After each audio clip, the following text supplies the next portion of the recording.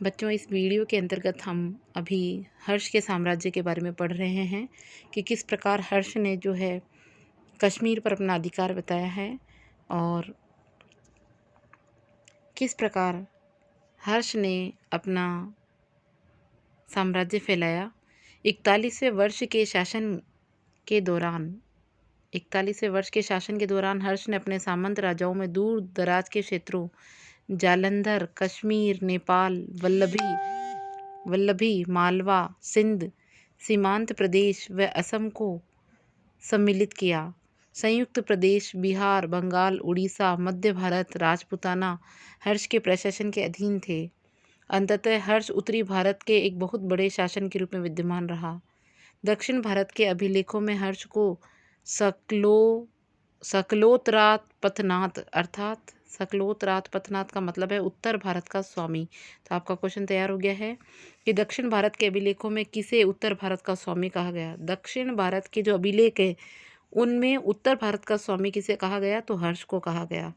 हर्ष का साम्राज्य सामंती संगठन पर आधारित था। गृह राज्य पर हर्ष का सीधा कंट्रोल था, लेकिन अन्य राज्यों पर उसका सिर्फ अप्रत्यक्ष नियंत्रण था, पूरी तरह से प्रत्यक्ष नहीं था। अब आप हर्ष की उपाधियां देख लीजिए। तो हर्ष की उपाधियों में सबसे पहली उपाधि है परम भट्टारक की उपाधि। उसके बाद दूसरी उपाधि है हर्ष के नाम के आगे महाराजा धीराज की उपाधि मिली हुई थी इसको।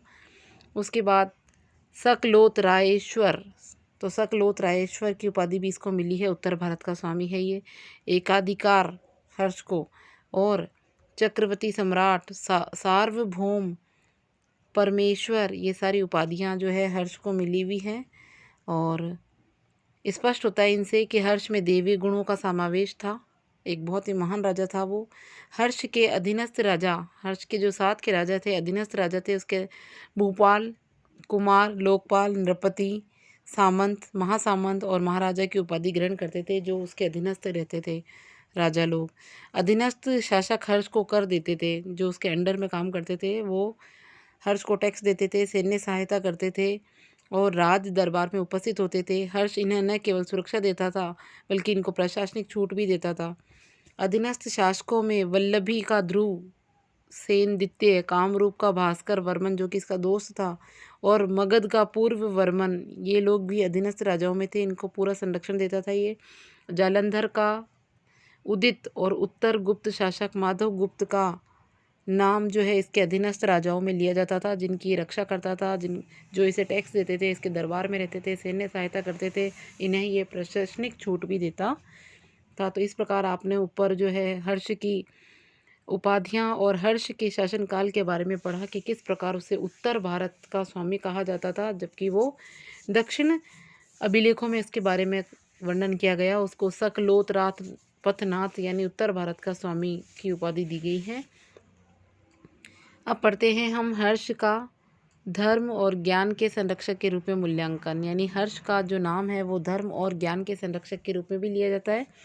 आइए पढ़ते हैं। हर्ष एक महान सेनापति, कला, साहित्य व धर्म का संरक्षक था। वे राजस्व का आधा भाग धर्म पर, शिक्षा पर, साहित्य पर और इनके संरक्षण पर खर्च करता था। धर्म का आधा भाग, ठीक है, राजस्व का आधा भाग इन चीज़ों की रक्षा के लिए खर्च करता था।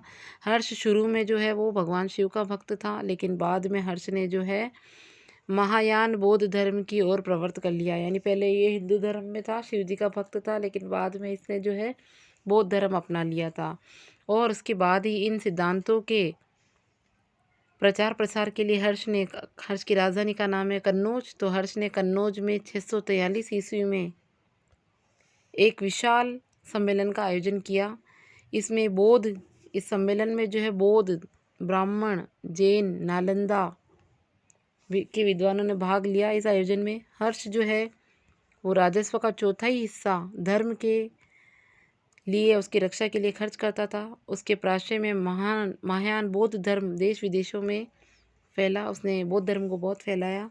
प्रयाग और कन्नौज आदि सभाओं के माध्यम से विभिन्न धर्मावलंबियों को एक जगह लाकर धार्मिक सहिष्णुता एवं सामाजिक एकता का उसे सूत्रपात किया। सभी धर्म सहिष्णुता को फैलाया उसने, विभिन्न धर्म के लोगों को एक जगह लेकर के आया वो। और राजस्व का चौथा हिस्सा जो है वो धर्म के नाम पर उसकी रक्षा के लिए खर्च करता था। तो ये आपने पढ़ा, धर्म का संरक्षक है वो। उसके बाद देखिए,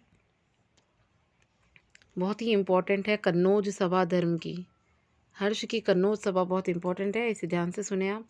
643 ईस्वी में हर्ष ने कन्नौज में एक सभा का आयोजन किया। ठीक है, कन्नौज में सभा का उद्देश्य क्या था, सभा क्यों बुलाई इसने? सभा का उद्देश्य था देश में बौद्ध धर्म का विकसित करना। बौद्ध धर्म को विकसित करने के लिए इसने एक सभा बुलाई और उसमें चीनी यात्री हैंसांग की उपस्थिति हुई। तो चीनी यात्री हैंसांग जो इसके शासनकाल में था उसका लाभ उठाना था, चीनी यात्री का भी लाभ उठाना था। बहुत से शासक इस सभा में सम्मिलित हुए।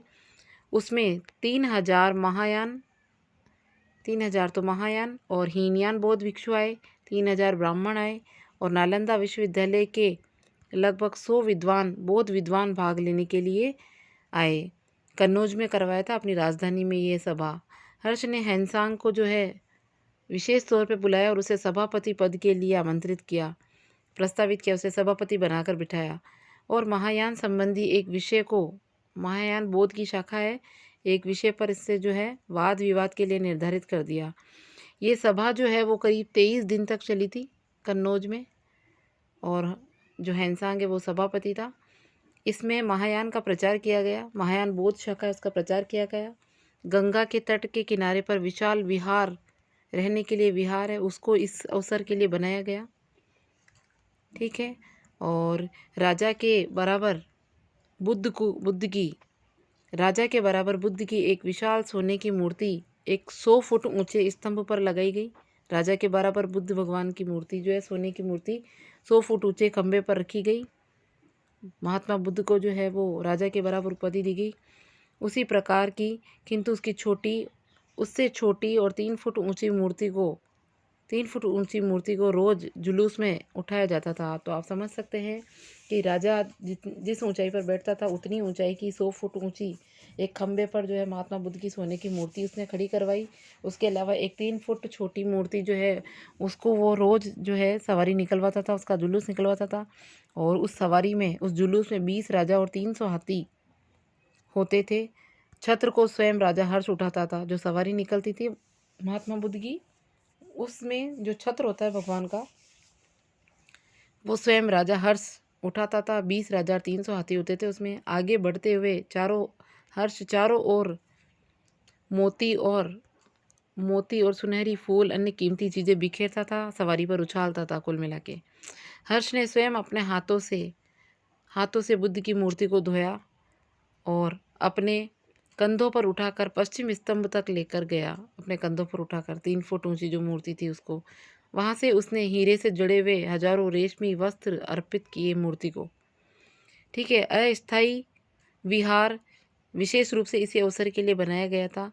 हर्ष के संरक्षण और बौद्ध धर्म के संरक्षण प्रयासों से महायान बौद्ध धर्म की जो शाखा है वो देश विदेशों में फैली और उसने बौद्ध विहारों और स्तूपों का निर्माण कराया तथा दान दिया। हर्ष जो है वो प्रत्येक 5वें वर्ष में हर्ष जो है वो प्रयाग महामोक्ष परिषद बुलाता था। प्रयाग आपका जो है इलाहाबाद को कहते हैं प्रयाग, और प्रयाग महामोक्ष परिषद का आयोजन हर 5 साल में करता था, जिसमें विभिन्न धर्म के देवी देवताओं की पूजा की जाती थी हर 5 साल में, और विभिन्न धर्मावलंबियों को जो है इसमें दान दिया जाता था। ठीक है, विभिन्न धर्मावलंबियों को इसमें दान दिया जाता था। तो ये कन्नौज सभा सम्मेलन